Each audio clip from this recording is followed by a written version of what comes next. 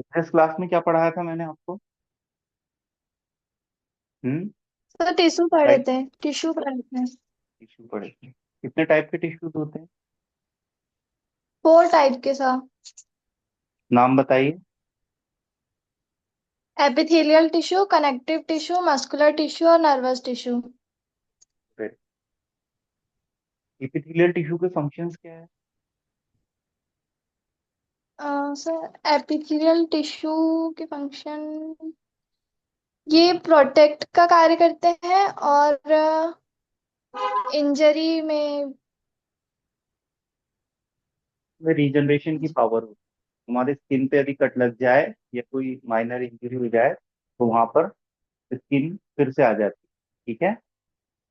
और yes sir. Protection कहाँ मिलती है? इपिथेलियल, केराटिनाइज इपिथेलियल टिश्यू, जो कि हमारी एपिडर्मिस पे प्रेजेंट होता है। ठीक है। और ये एब्जॉर्प्शन भी करता है। एब्जॉर्प्शन कहाँ करेगा? हमारे स्मॉल इंटेस्टाइन डिओडेनम में न्यूट्रिएंट्स को एब्जॉर्ब करेगा। ठीक है। आज हम डिस्कस करेंगे फार्माकोग्नोसी का इंट्रोडक्शन और कुछ important terminology.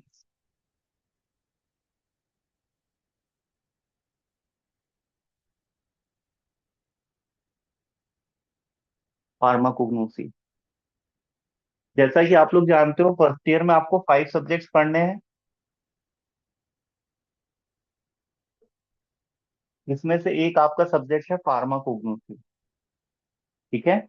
Anatomy and physiology, pharmacognosy, pharmaceutical chemistry, social pharmacy and anatomy and physiology, ये 5 सब्जेक्ट्स आपको फर्स्ट ईयर में पढ़ने हैं। ठीक है। तो आज हम कोग्नोसी का इंट्रोडक्शन देखेंगे। कोग्नोसी क्या होती है, हमें इस सब्जेक्ट में क्या पढ़ना होता है। ठीक है। तो हम इस वर्ड से समझते हैं, फार्मा कोग्नोसी। ठीक है। फार्मा जो वर्ड है ये किससे आया है? फार्माकॉन से। किससे आया है? फार्माकॉन। और फार्माकॉन का मतलब क्या होता है? ड्रग। ड्रग क्या होती है?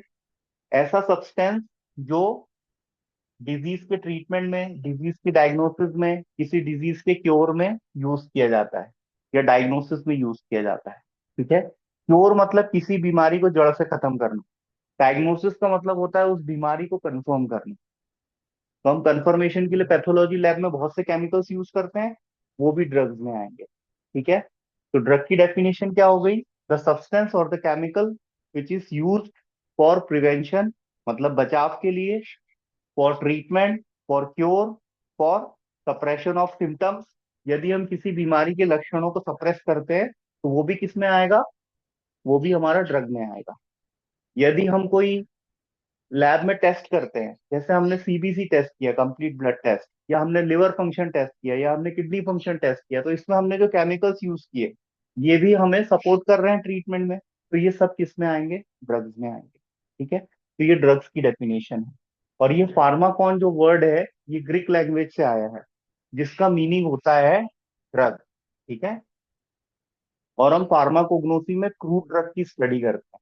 इसकी स्टडी करते हैं क्रूड ड्रग की। क्रूड ड्रग क्या होता है?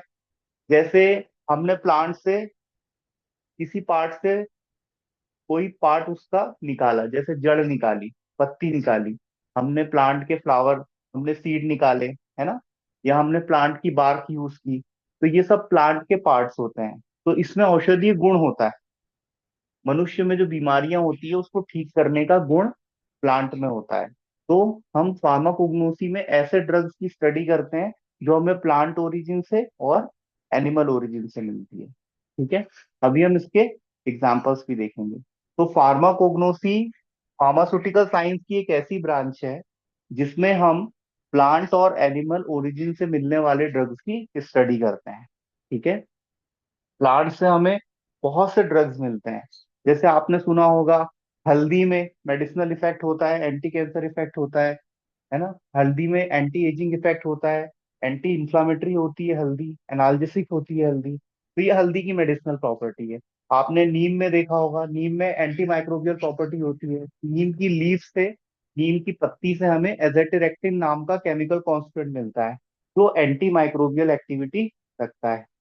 ग्रीन टी, ग्रीन टी हम लोग कंज्यूम करते हैं। तुलसी, तुलसी के तो टॉप टू बॉटम, उसके सीड्स में, लीव्स में, उसके बार्क में, उसके रूट में, पूरे तुलसी के पौधे में मेडिसिनल इफेक्ट होता है। तो हम फार्माकोग्नोसी में ऐसे पौधों की स्टडी करते हैं जिनमें मेडिसिनल इफेक्ट होता है। और मेजोरिटी ऑफ प्लांट में कोई ना कोई मेडिसिनल इफेक्ट जरूर होता है। तो ये है हमारा फार्माकोग्नोसी का इंट्रोडक्शन। ये वर्ड किसने दिया था? शेल्डर नाम के साइंटिस्ट ने दिया था, जिसको फादर ऑफ फार्माकोग्नोसी हम लोग कहते हैं। तो pharmacognosy is made up of two word, pharmakon और कोग्नोसी। ठीक है। कोग्नोसी मतलब होता है स्टडी, फार्माकॉन मीन्स होता है ड्रग्स। तो फ्रूट ड्रग की स्टडी को हम फार्माकोग्नोसी कहते हैं। और ये शेल्डर नाम के साइंटिस्ट ने दिया था। ठीक है। तो इसको फादर ऑफ कोग्नोसी कहा जाता है इन साइंटिस्ट को। तो जितने भी ड्रग्स हैं वो हमें कहाँ से मिलेंगे? प्लांट से मिलेंगे और एनिमल किंगडम से मिलेंगे। ठीक है। ये दो ड्रग के मेजर सोर्स है। सोर्स ऑफ ड्रग क्या होता है? हमें दवाइयाँ कहाँ से मिलती है? हमें दवाइयाँ पेड़ पौधों के अलावा माइक्रोब से भी मिलती है, एल्गी से मिलती है, फंगस से मिलती है, कुछ ऐसे बैक्टीरियाज है जिनसे हमें दवाई मिलती है ना। तो ये दवाई के डिफरेंट डिफरेंट सोर्स हो गए। तो फार्माकोग्नोसी में हम किसी भी प्लांट की मॉर्फोलॉजिकल स्टडी करते हैं कि वो प्लांट कैसा दिखता है, उस प्लांट के किस पार्ट से हमें ड्रग मिल रही है। रूट से मिल रही है, सीड से मिल रही है, बीजों से मिल रही है, पार्क से मिल रही है मतलब छाल से मिल रही है, उसके फ्लावर मतलब फूल से मिल रही है। तो कहाँ से हमें दवाई मिल रही है? और वो दवाई जैसे पत्ती से मिल रही है तो हम पत्ती की मॉर्फोलॉजिकल स्टडी करेंगे कि पत्ती में स्टोमेटा कितने हैं, पत्ती का साइज कैसा है, पत्ती का कलर कैसा है। तो इसको हम ऑर्गेनोलेप्टिक कैरेक्टरिस्टिक्स बोलते हैं। किसी भी ड्रग को हम जब फिजिकली हमारे सेंस से उसको उसकी स्टडी करते हैं, हम उसकी एनालिसिस करते हैं कि भाई उसका टेक्सचर कैसा है, उसकी स्मेल कैसी है, उसका की ऑर्डर कैसी है, उसका टेस्ट कैसा है, बिटर है, उसका टेस्ट बिटैलिक है, किस टाइप का उसका टेस्ट है, उसका टेक्सचर कैसा है, उसका कलर कैसा है। तो ये सारी जो स्टडी है ये मॉर्फोलॉजिकल स्टडीज कहलाती है। तो हम मॉर्फोलॉजिकल स्टडीज करते हैं, हम केमिकल कॉन्स्टेंट की स्टडी करते हैं, बायोलॉजिकल सोर्स वो हमें कहाँ से मिल रहा है, उस प्लांट की फैमिली क्या है, और उस प्लांट के थेराप्यूटिक यूजेस क्या है, और वो प्लांट का हम कल्टीवेशन कलेक्शन कैसे करते हैं। उस प्लांट को डेवलप होने के लिए किस तरह का इन्वायरमेंट चाहिए, क्या ह्यूमिडिटी चाहिए, क्या एल्टीट्यूड चाहिए, मतलब किस हाइट पे वो प्लांट ज्यादा अच्छा होता है। आपने देखा होगा पर्टिकुलर किसी जो जियोग्राफिकल रीजन में कोई प्लांट ज्यादा अच्छा डेवलप होता है तो वहां पर उसके लिए फेवरेबल कंडीशंस होती हैं जिसमें वो ज्यादा बेहतर डेवलप होता है। तो हम फार्माकोग्नोसी में प्लांट की कौन सी स्टडी करते हैं? उस प्लांट में क्या केमिकल कॉन्स्टेंट है, प्लांट के किस पार्ट से हमें वो ड्रग मिल रहा है या केमिकल कॉन्स्टेंट मिल रहा है। केमिकल कॉन्स्टेंट वो मॉलिक्यूल होता है जिसमें मेडिसिनल इफेक्ट होता है। मेडिसिनल इफेक्ट मतलब औषधीय गुण, किसी बीमारी को ठीक करने की क्षमता। जैसे सिंकोना बार्क, सिंकोना प्लांट की जो बार्क होती है, छाल होती है, उसमें एंटी मलेरियल प्रॉपर्टी होती है। एंटी मलेरियल मतलब मलेरिया का इलाज करने का गुण होता है, औषधि गुण होता है। तो ये हमने यहाँ पर एक एग्जांपल देखा। जैसे आपका लौंग, लौंग से तेल निकलता है, वो तेल में एनाल्जेसिक इफेक्ट होता है। आपने देखा होगा जब किसी मरीज को दाढ़ में दर्द होता है तो डॉक्टर उसको कहता है कॉटन में आप थोड़ा सा लौंग का ऑयल लीजिए और उसको वहां पर रख लीजिए, है ना। और यही इफेक्ट आपका टोबैको में भी होता है, टोबैको लीफ, तंबाकू की पत्ती में, है ना। तो ये सारे ड्रग्स हमारे सिलेबस में भी है। जैसे फेनल है, फेनल में डाइजेशन को इम्प्रूव करने की पावर होती है। आपने देखा होगा जब भी हम डिनर करते हैं, लंच करते हैं, उसके बाद थोड़ी सी सौंफ खा लेते हैं, सौंफ, है ना। तो सौंफ खाने से क्या होता है, हमारे डाइजेस्टिव जूसेस का सिक्रीशन बढ़ जाता है और हमारा फूड ज्यादा बेहतर डाइजेस्ट होता है। और जो भी प्लांट में मेडिसिनल इफेक्ट है उसकी फैमिली क्या है, लिलिएसी है, क्रूसीफेरी फैमिली है, अम्बेलिफेरी फैमिली है, सोलेनेसी फैमिली है, बहुत सारी फैमिलीज में डिवाइड किया गया है प्लांट को। उसकी फैमिली क्या है, इतने सारे कैरेक्टरिस्टिक्स की हमको स्टडी करनी पड़ती है मेडिसिनल प्लांट के। ठीक है। अब हम यहाँ पर कुछ टर्मिनोलॉजी देखेंगे। जैसे डिमल्सेंट, डिमल्सेंट क्या होता है? ये टॉपिकल एजेंट होते हैं, ये स्किन पे यूज किए जाते हैं और स्किन की रफनेस को कम करते हैं, हमारी स्किन को ये स्मूथ बनाते हैं। ठीक है। इस हमारी जो स्किन है इस पे जब ये अप्लाई किए जाते हैं तो ये स्किन की रफनेस को कम करते हैं, खुरदुरेपन कम करते हैं और हमारी स्किन को स्मूथ बना देते हैं। तो ये कहलाते हैं डिमल्सेंट। डिकॉक्शन क्या होता है? डिकॉक्शन मतलब जब हम किसी ड्रग को वाटर के साथ या सॉल्वेंट के साथ बॉईल करते हैं और उस सॉल्वेंट में उस ड्रग का केमिकल कॉन्स्टिट्यूएंट आ जाता है, उस ड्रग का अर्क आ जाता है ना। जैसे सपोज हम चाय बनाते हैं, है ना, तो हम पानी में जब अदरक उबालते हैं तो अदरक का स्वाद, अदरक का अर्क पानी में आ जाता है, तो उसी को हम डिकॉक्शन कहते हैं। तो जब भी हमें किसी प्लांट के किसी पार्ट से यदि आइसोलेट करना है उसका एक्सट्रैक्ट, एक्सट्रैक्ट मतलब होता है निचोड़, जिस निचोड़ में औषधि गुण होंगे, है ना। जैसे आपने देखा होगा जीरा वाटर, कुछ लोग जीरा वाटर पीते हैं। कैसे बनता है जीरा वाटर? जीरे को आप पानी के साथ उबालो और उसको ठंडा करो और छान लो, तो पानी में जीरे का अर्क आ गया। अब जीरे में क्या प्रॉपर्टी होती है? कार्बोनेटिव प्रॉपर्टी होती है। कार्बोनेटिव मतलब क्या? ये गैस नहीं बनने देता, है ना। जैसे आपका हींग हो गया, हम लोग जब कुकिंग करते हैं उसमें हींग ऐड करते हैं, हींग को हम एसोफोडिटा बोलते हैं। हींग में भी मेडिसिनल प्रॉपर्टी होती है। हींग क्या करता है? गैस की प्रॉब्लम को कम करता है। तो ऐसा भोजन जो गैस बना सकता है, जिसको हम फ्लैचुएंस की प्रॉब्लम कहते हैं, फार्टिंग, है ना, तो वो प्रॉब्लम को सॉल्व करने के लिए हम उसमें हींग डाल देते हैं। तो हींग में भी मेडिसिनल इफेक्ट होता है। हमारे किचन में बहुत से ऐसे ड्रग्स है जो हम यूज करते हैं। लहसुन भी एक ड्रग है, प्याज भी एक ड्रग है।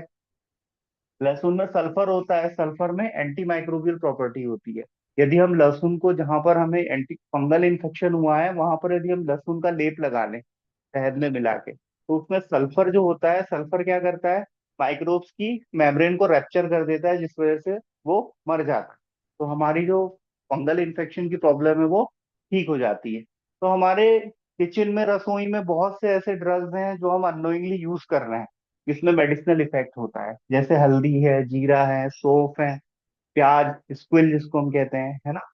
प्याज की कुछ प्रजातियां होती है जिसमें मेडिसिनल इफेक्ट होता है, लहसुन है ना, ऐसे बहुत से ड्रग है। हींग मैंने आपको बताया, ब्लैक पेपर है, काली मिर्च है ना, काली मिर्च है, तो ये सभी ड्रग के अंतर्गत आता है। तो ये सब हमारे सिलेबस में है, जिसकी हमें स्टडी करनी है। तो डिकॉक्शन आप समझे, एक्सट्रैक्ट निकालना किसी ड्रग का, प्लांट के जिस भी पार्ट में मेडिसिनल इफेक्ट है हम उसको पानी के साथ बॉईल करेंगे, और बॉईल करने से क्या होगा? हीट, हीट एप्लीकेशन की वजह से उसके जो टिश्यू है वो लूज पड़ जाएंगे और उसके अंदर जो केमिकल कॉन्स्टिट्यूएंट है वो बाहर आ जाएगा। ठीक है, तो ये होता है डिकॉक्शन। डिसेंट्री क्या होता है?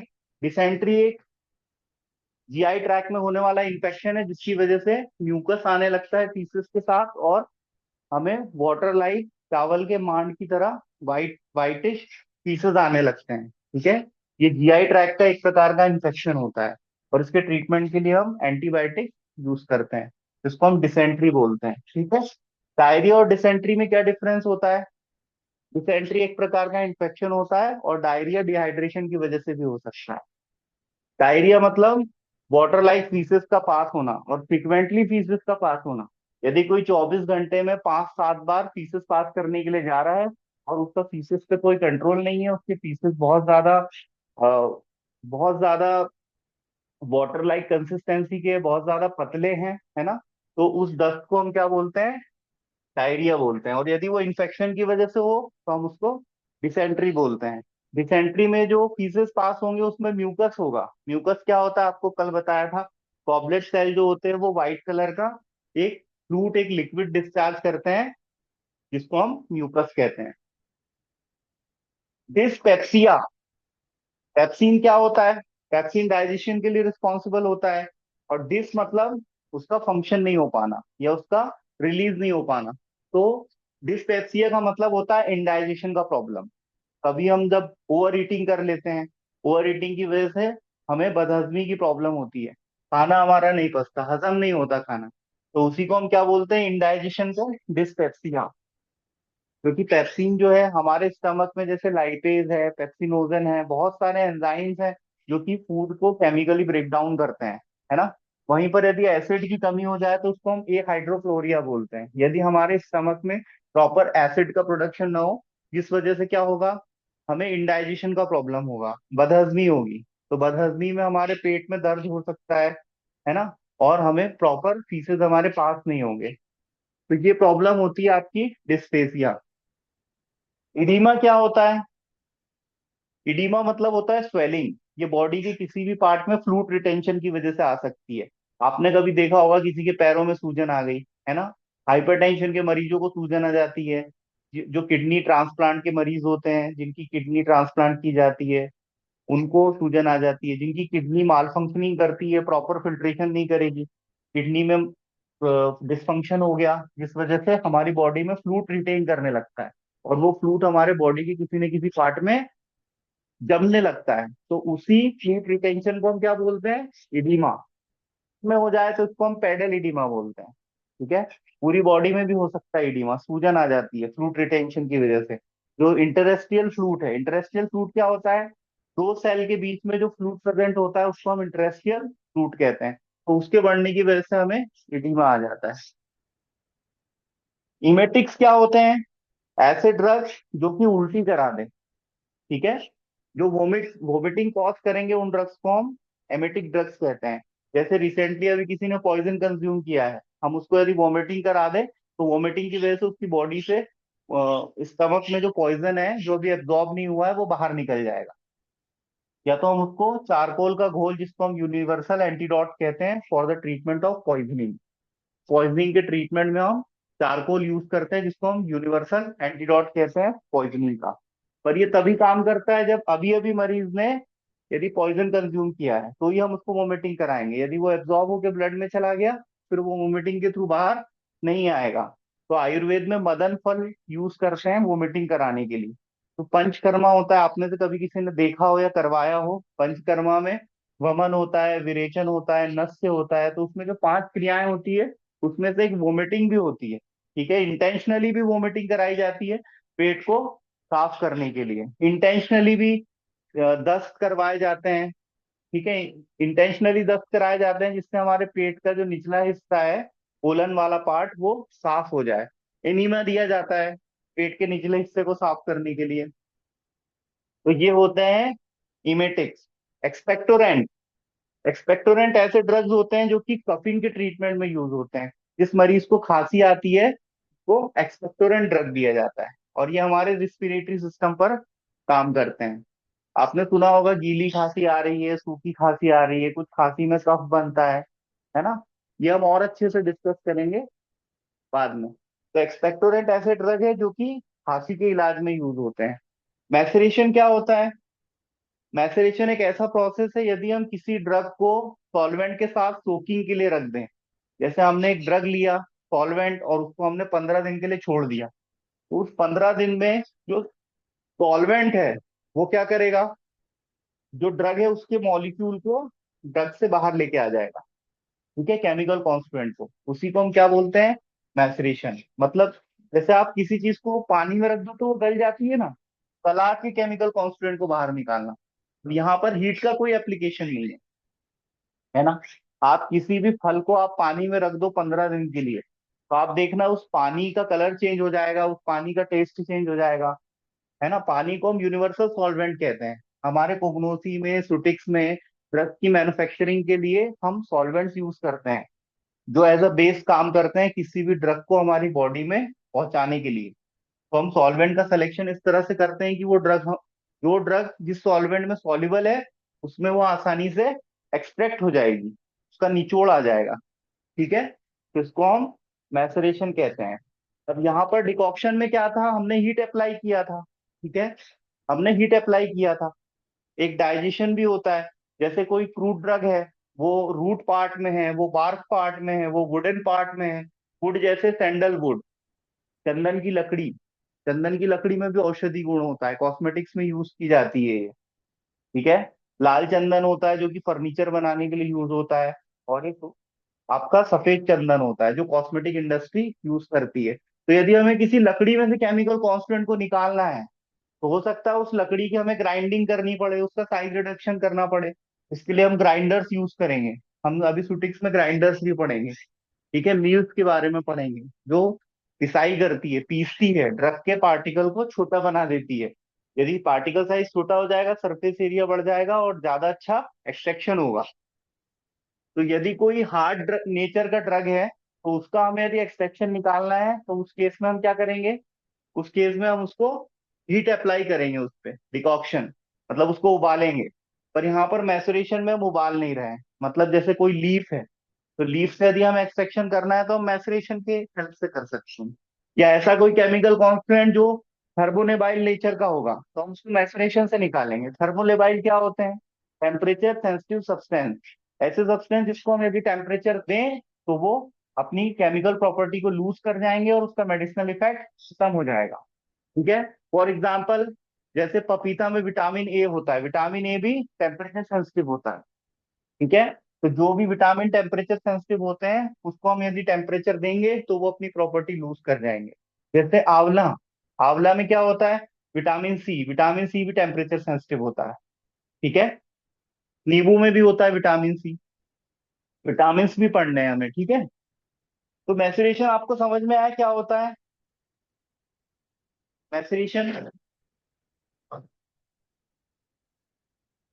इन्फ्लैचुएशन क्या होता है? गैस का बनना। जब हम ओवर ईटिंग कर लेते हैं या हम कुछ फूड का ऐसा कॉम्बिनेशन खा लेते हैं जिसको हम डाइजेस्ट नहीं कर पाते, तो हमारे स्टमक में गैस बनती है, और वो गैस पेन कॉज करती है। ठीक है। ल्यूकेमिया क्या होता है? ल्यूकेमिया मतलब होता है ब्लड कैंसर। खून के कैंसर को हम क्या कहते हैं? ल्यूकेमिया। ठीक है। मतलब WBCS सेल नंबर्स में बढ़ने लगती है। यदि किसी मरीज का हम CBC करें, कंप्लीट ब्लड टेस्ट, और उसमें नंबर ऑफ WBCS तेजी से बढ़ती हम देखें, तो हम प्रेडिक्ट कर सकते हैं कि उसको ब्लड कैंसर हो गया है। ठीक है। कैंसर को हम हिंदी में कर्क रोग भी कहते हैं, और इसमें क्या होता है? कोशिकाओं की अनियमित वृद्धि। कोशिकाएं इसमें डिवाइड होती हैं और नंबर्स में बढ़ती हैं, और जो कोशिकाएं नई बनी हैं वो डिस्फंक्शन करती हैं।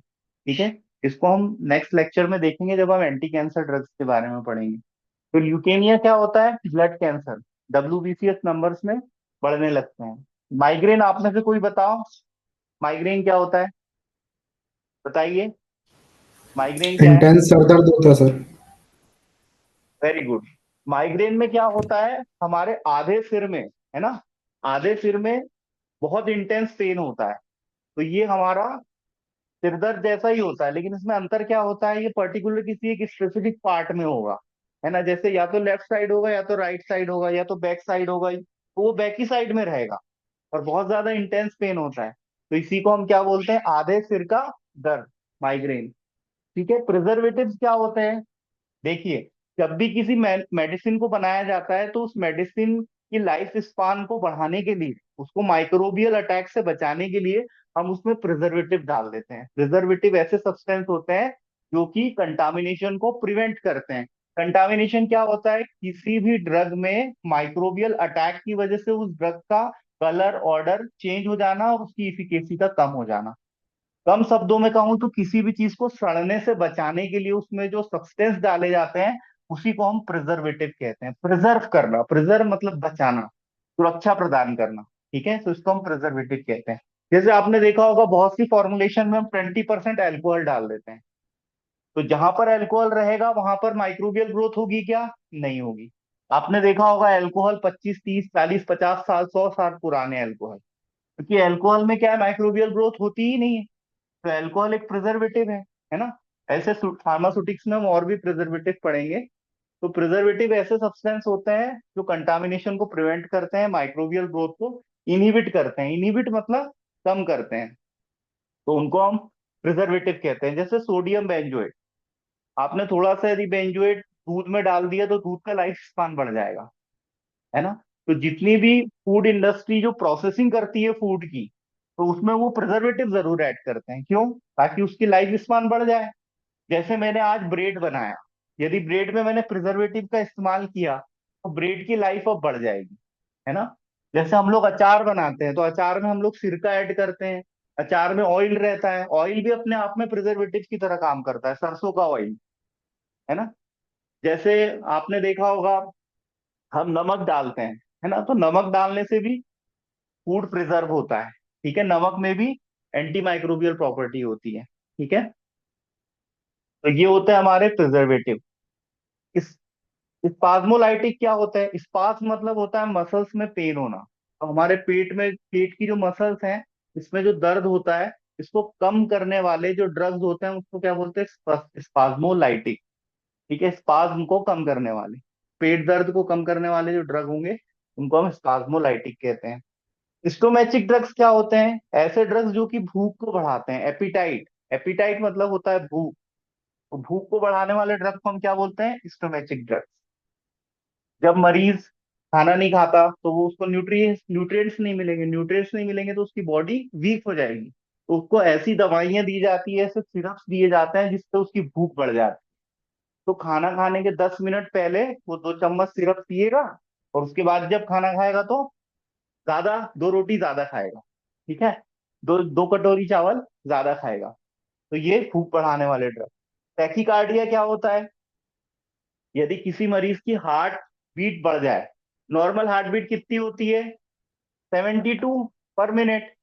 यदि ये 100 से ज्यादा हो जाए तो इसको हम क्या बोलते हैं? टैकीकार्डिया। और यदि 60 से कम हो जाए तो इसको हम क्या बोलते हैं? ब्रेडिकार्डिया। और ये दोनों को हम साथ में बोलते हैं एरिथमिया। एरिथमिया मतलब हार्ट बीट का बढ़ जाना या तो कम हो जाना, मतलब हार्ट बीट में फ्लक्चुएशन आ जाना। तो उसको हम क्या बोलते हैं? टैकीकार्डिया। ठीक है। ऑक्सीटोसिक्स। ऑक्सीटोसिक्स वो ड्रग्स होते हैं जो एबॉर्शन कॉज करते हैं, यूट्रस के कॉन्ट्रैक्शन को बढ़ाते हैं। यदि ये प्रेगनेंसी के 9 मंथ में डिलीवरी के टाइम पे दिए जाए तो प्रेगनेंसी डिलीवरी को फैसिलिटेट करेंगे। और यदि ये पहले ही दे दिए जाए, चौथे पांचवें महीने छठवें महीने में, तो इनकी वजह से अबॉर्शन कॉज हो जाएगा। अबॉर्शन मतलब होता है गर्भपात।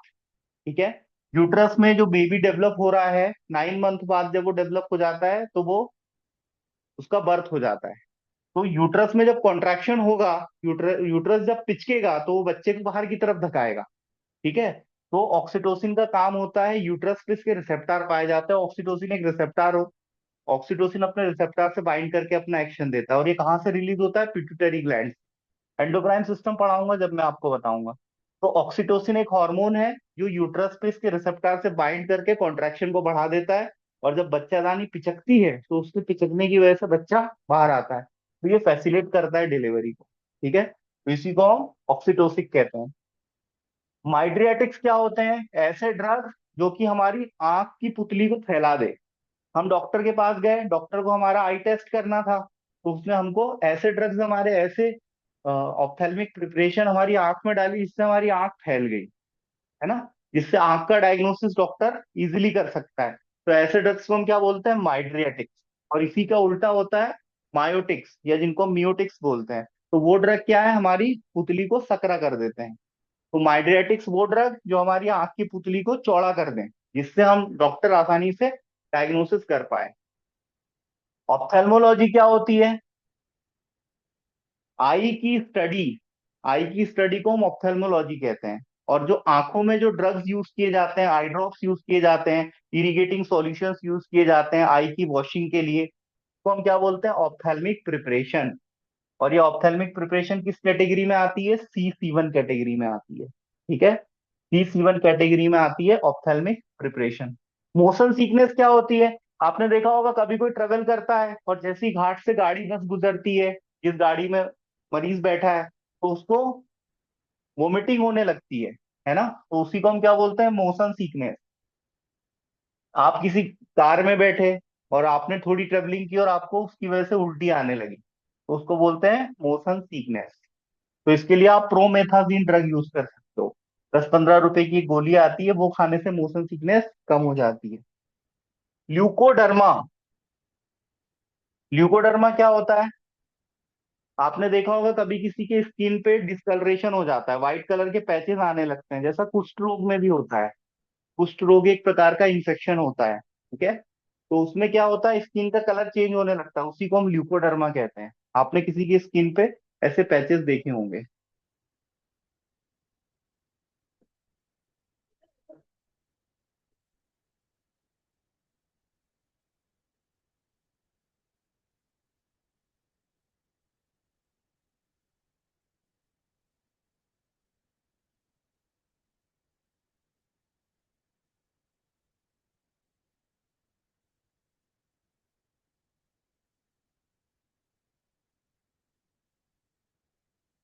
तो ये आपका ल्यूकोडर्मा। इंसोम्निया क्या होता है?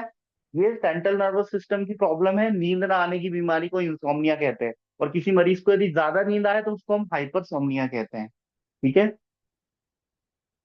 एक ही में यहाँ पर ये क्या इरेज हो गया है, मिट गया है ना, तो इसको छोड़ देते हैं। ये है एबॉर्टिफिशिएंट। एबॉर्टिफिशिएंट वो ड्रग्स होते हैं जो एबॉर्शन कॉज करते हैं। ठीक है। गर्भपात में जो दवाइयां यूज की जाती है, मीजोप्रोस्टोल नाम का एक मॉलिक्यूल है। ठीक है। जो इलीगल प्रेगनेंसी होती है ना, अनवांटेड प्रेगनेंसीज। ठीक है। अनवांटेड प्रेगनेंसी को अबॉर्ट करने के लिए इन ड्रग्स का यूज किया जाता है। लेकिन यदि प्रेगनेंसी 12 मंथ से ज्यादा की हो गई है तो फिर वो प्रेगनेंसी अवैध मानी जाती है, वो सीएमएचओ की परमिशन से ही होती है। ठीक है। एल्केलॉइड। एल्केलॉइड प्लांट के सेकेंडरी मेटाबोलाइट्स हैं। प्लांट के सेकेंडरी मेटाबोलाइट्स क्या होते हैं? जो प्लांट के सर्वाइवल में उनकी मदद करते हैं। ठीक है। जैसे एल्केलॉइड है, ग्लाइकोसाइड है, टैनिन्स है, वोलेटाइल ऑयल है, ये प्लांट को सपोर्ट करते हैं। और प्राइमरी मेटाबोलाइट्स वो होते हैं जो प्लांट के सर्वाइवल के लिए जरूरी हो। तो प्लांट में जो सेकेंडरी मेटाबोलाइट्स होते हैं वो ह्यूमन बींग्स में मेडिसिन की तरह काम करते हैं, इसलिए हम उनको आइसोलेट करके उनकी दवाइयां बना लेते हैं। ठीक है। तो ये है आपके एल्केलॉइड। एनीमिया क्या होता है ये कल ही बताया था मैंने। आप में से कोई बताइए, व्हाट इज एनीमिया? ब्लड में हीमोग्लोबिन की कमी के कारण होता है। हाँ, वेरी गुड। ब्लड की कमी एक तरीके से। एनीमिया ये सीबीसी से कंफर्म होता है और इसमें हीमोग्लोबिन कम हो जाता है। एंड ये यहाँ से मिट गया है एक्चुअली, है ना। एंटी हेलमेंटिक्स, है ना। एंटी थेलमेंटिक्स ये क्या होते हैं? ये पेट के कीड़ा मारने वाली दवा होती है। छोटे बच्चे को एल्बेंडाजोल मेबेंडाजोल जो दिया जाता है ना, वो वाली दवाई को हम एंटी थेलमेंटिक्स कहते हैं। ठीक है। पेट के कीड़ा मारने की दवा, वॉर्म जो हो जाते हैं ना, छोटे छोटे कीड़े, बच्चों के फीसेस में दिखते हैं वो। और ये छोड़ दो, ये मिट गया है। कार्बिनेटिव, है ना। कार्बिनेटिव क्या होते हैं? कार्बिनेटिव ऐसे ड्रग्स जो कि पेट में फंसी हुई गैस को बाहर निकालने में हमारी मदद करते हैं। इसका एग्जांपल क्या है? इनो। इनो आप लोग ने पिया होगा कभी। इनो क्या करता है? हमारी गैस को निकाल देता है ना। कैथार्टिक्स क्या होते हैं? यदि किसी को कॉन्स्टिपेशन हो गया है, उसके फीसेस पास नहीं हो पा रहे हैं, है ना, 2 दिन हो गए वो पॉटी नहीं गया है, तो उसको कैथार्टिक्स दिए जाएंगे। तो ये प्रेशर के थ्रू जो भी कंटेंट होगा उसके जीआई में फंसा हुआ, उसको ये बाहर निकाल देंगे। ठीक है। लग्जेटिव, पर्गेटिव, कैथार्टिक्स, ये सब कॉन्स्टिपेशन के ट्रीटमेंट में यूज किए जाने वाले ड्रग्स हैं जो कि हमारे जीआई ट्रैक्ट पर काम करते हैं। ये भी छोड़ दो, ये दिख नहीं रहा है। एस्ट्रिंजेंट। स्ट्रिंजेंट क्या होता है? ऐसे ड्रग्स जो कि प्रोटीन को प्रेसिपिटेट करते हैं और टिश्यू थोड़ा सा श्रिंक कर जाता है। इसका एग्जांपल है फिटकरी, है ना। आपने देखा होगा, जब भी सेविंग करते हैं और कट लग जाती है तो हम वहां पर फिटकरी लगा लेते हैं, है ना, या सेविंग करने के बाद हम फिटकरी लगा लेते हैं। तो फिटकरी में एंटी माइक्रोबियल प्रॉपर्टी होती है।